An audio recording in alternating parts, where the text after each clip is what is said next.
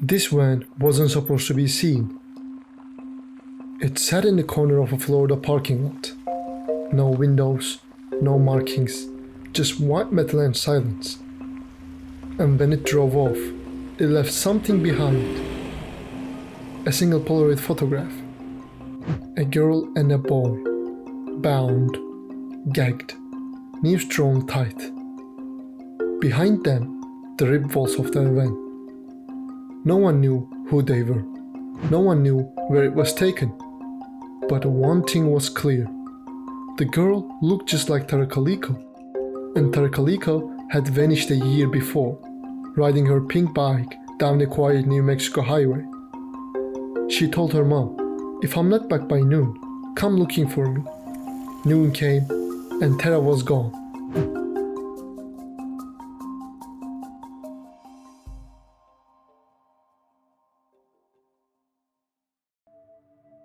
Belen, New Mexico. A town where neighbors wave, doors stay unlocked, and kids ride bikes until sunset. Tara Kaliko was 19. She studied psychology at the University of New Mexico. She was the kind of person who noticed when you were quiet, the kind of a friend who made you feel like you belonged. Every morning, she biked the same route, 70 miles out, 70 miles back. That morning, September 20, 1988, Tara borrowed her mom's pink Huffy bike. Her own had a flat. She slipped her yellow Walkman into place, popped in a Boston tape, and said, "If I'm not back by noon, come looking for me." It sounded like a joke, but it wasn't. At 9:30 a.m., Tara rode off. By 12:05 p.m., her mother, Patty Dole, was driving the route, retracing every mile. She expected a flat tire, but Tara was nowhere. No bike, no figure on the road, no sign of struggle, just dust and wind.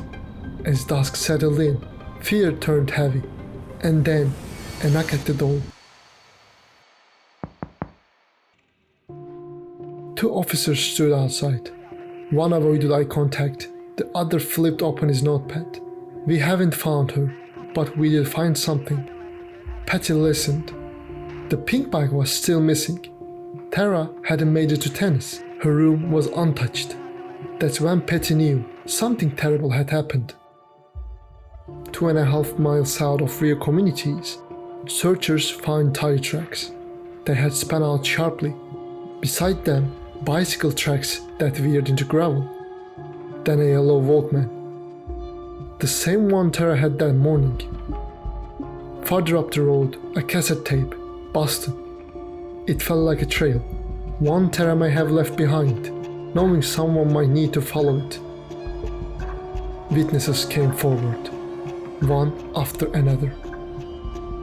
They all saw the same thing, a white Ford pickup truck with a camper shell, driving slowly behind a girl on a pink bike. Too slowly, 10 miles per hour in a 55 zone. Some said they saw a man jump from the driver's seat to the passenger side. Others said there were multiple young men inside. All of them described the same feeling. Something was off. Police released a sketch, but the truck and the driver vanished. June 15, Port St. Joe, Florida. A woman walks out of a convenience store. She sees something on the pavement. A Polaroid photo. A girl, duct tape across her mouth, hands tied, eyes wide. A young boy beside her, bound the same way. The expressions are frozen. It looks like a hostage photo. The image airs on national TV, America's Most Wanted, the opera. Across the country in New Mexico, Patty Dole sees it, and she gasps. "That's my daughter," she says. She points to a scar on the girl's thigh. Tara had fallen on a mailbox when she was younger. Beside the girl, a paperback novel, My Sweet Audriana by V.C. Andrews. Tara's favorite author. The boy beside her, he looked like Michael Henley, a 9-year-old who vanished in New Mexico months before Tara. Polaroid experts confirmed. The film used in the photo wasn't sold until after May 1989, 9 months after Tara disappeared, which meant the photo was real and recent. But when the FBI analyzed it, they weren't sure. Scotland Yard said it was like the Tara. Los Alamos Lab said probably not. The FBI called it inconclusive. No one could say for sure, and that uncertainty became its own kind of torture. A year after the photo surfaced, Michael Henley's remains were found in the Zuni Mountains. The coroner ruled it death by exposure. He had gotten lost on a camping trip with his father. The authorities closed the case. They said it wasn't him in the photo. But if not Michael, then who was the boy? And if not Tara, why did everything match? The scar, the book, the expression. 2008, 2 decades later, Valencia County Sheriff Rene Rivera makes a public statement. We know who did it. 2 teenage boys. They hit her, panicked, killed her, and hid the body. But he names no one, makes no arrests. He says they don't have enough evidence. People at parties remember strange things, confessions, movements at night, and yet nothing. No charges, no resolution, just silence. Michelle Dole, Tara's sister, didn't stop. She launched a podcast, interviewed classmates, mapped every theory and rumor. This isn't going away, she said, not until we bring her home. In 2019, the FBI announced a $20,000 reward, but Highway 47 still holds its secrets.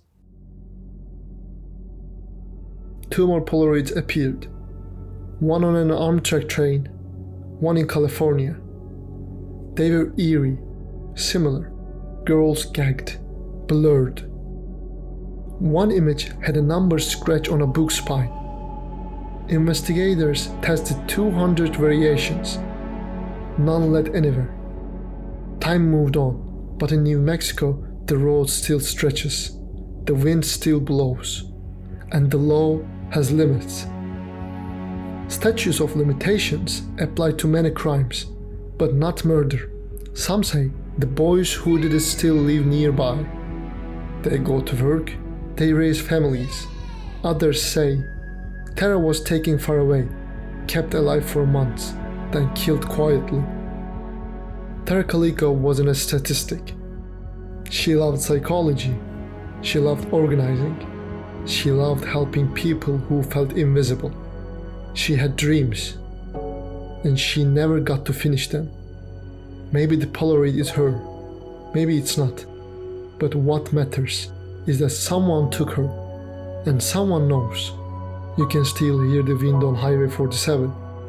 You can still trace the tire marks in the dust. Somewhere, someone knows what happened. And until they speak, Tara Calico writes on.